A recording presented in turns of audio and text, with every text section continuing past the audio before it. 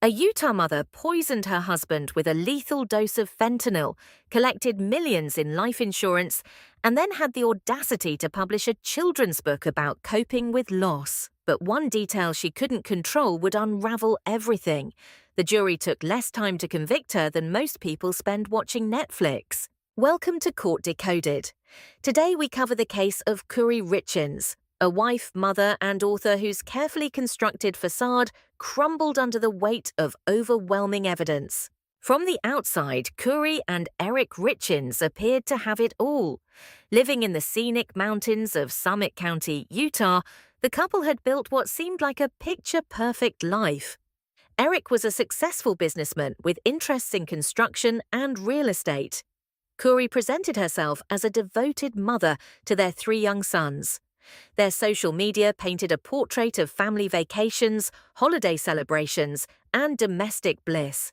But behind the carefully curated images lurked a marriage plagued by financial disputes, alleged infidelity, and a darkness that would ultimately prove fatal. What neighbors and friends didn't know was that the foundation of this family was rotting from within. And one partner had already begun planning how it would all end. March 3rd, 2022. Eric Richins came home after celebrating a successful real estate deal with his wife. According to Kouri, the evening was unremarkable, a quiet night at home that ended with Eric going to bed while she stayed up. But by morning, Eric Richins was dead. Kouri called 911, claiming she had discovered her husband unresponsive. She performed what she described as CPR while waiting for paramedics. When first responders arrived, they found a 39-year-old man in excellent physical condition, dead without any apparent cause. The initial assumption was that Eric had suffered some kind of cardiac event or medical emergency. An autopsy would soon tell a very different story. Toxicology results revealed a lethal concentration of fentanyl in Eric's system, 5 times the amount considered deadly. As investigators began digging into the circumstances surrounding Eric's death, a disturbing financial picture emerged. In the months before his murder, Kouri had secretly taken out substantial life insurance policies on her husband, policies worth millions of dollars. What made this even more damning was that Eric himself appeared unaware of several of these policies. Investigators discovered that Kouri had forged his signature on insurance documents. She had also been named the sole beneficiary, cutting out even their own children from the proceeds.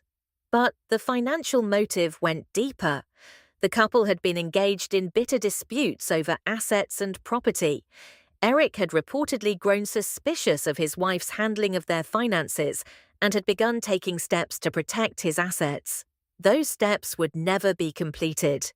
The insurance payout that Kouri stood to receive upon Eric's death exceeded $4 million. Prosecutors faced a critical question: where did Kouri Richins obtain enough fentanyl to kill her husband?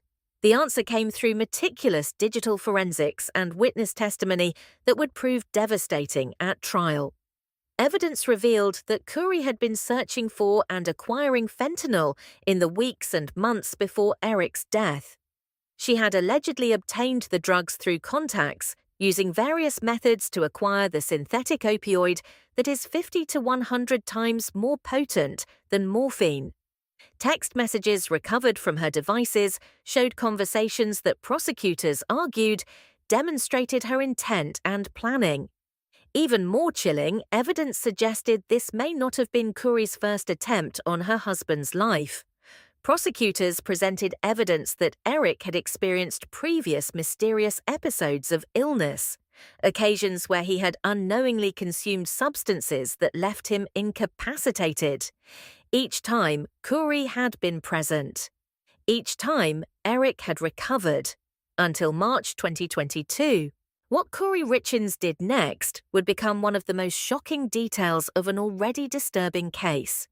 Just over a year after Eric's death, while she was already under investigation, Kouri published a children's book. Titled Are You With Me?, the book was marketed as a resource to help children cope with the loss of a parent.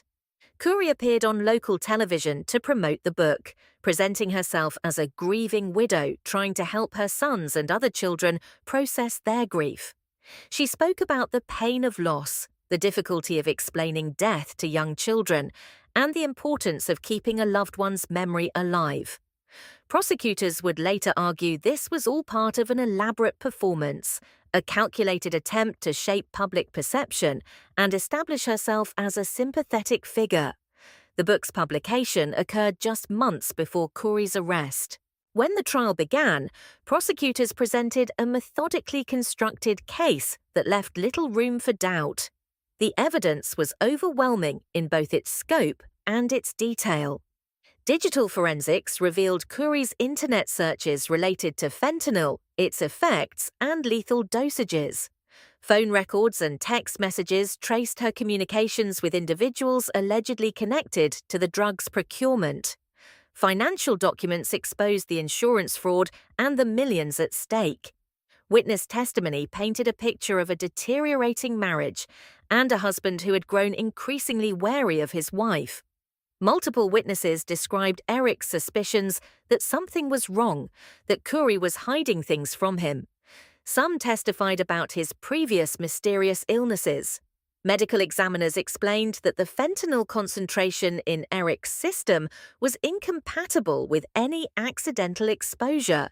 This was a deliberate poisoning administered in a quantity designed to kill. The prosecution argued that Kouri Richins had planned and executed her husband's murder with cold precision. After weeks of testimony, evidence presentation, and closing arguments, the case went to the jury. What happened next stunned even seasoned court observers. The jury deliberated for approximately 3 hours before returning with their verdict. In a case involving aggravated murder, complex financial evidence, digital forensics, and witness testimony spanning weeks of trial, 3 hours is extraordinarily fast. Legal experts noted that such rapid deliberation typically indicates one of two things. Either the jury was deeply divided and gave up, or the evidence was so overwhelming that the conclusion was obvious. In this case, it was clearly the latter. When the verdict was read, the word echoed through the courtroom: guilty. Guilty of aggravated murder. Kouri Richins, wife, mother, and children's book author, had been convicted of poisoning her husband for insurance money. The speed of the verdict sent its own message about the strength of the prosecution's case. The Kouri Richins case represents a new era in criminal prosecution, one where digital evidence can make or break a case. Every search query Kouri made about fentanyl became evidence. Every text message about obtaining drugs was preserved. Every financial transaction creating fraudulent insurance policies left a record. Investigators were able to reconstruct her planning and execution of the crime through data she never imagined would be used against her. This case demonstrates a fundamental truth that criminals of the digital age often forget. The internet remembers everything. Deleted messages can be recovered. Search histories persist on servers. Financial institutions maintain records. What may feel private in the moment becomes permanent evidence that prosecutors can present to a jury. For Kouri Richins, the technology she used to research and plan her husband's murder became the very tool that ensured her conviction. Kouri Richins now faces the consequences of her actions. Convicted of aggravated murder for poisoning her husband Eric with a lethal dose of fentanyl. The jury's 3-hour deliberation stands as testament to the overwhelming nature of the evidence against her. A woman who positioned herself as a grieving widow, who wrote a children's book about loss while allegedly knowing she had caused that very loss, who appeared on television to promote healing while under investigation for murder.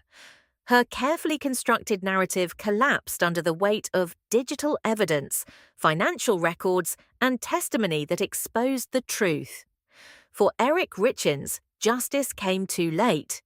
For his 3 sons, the revelation that their mother was responsible for their father's death represents a tragedy beyond comprehension.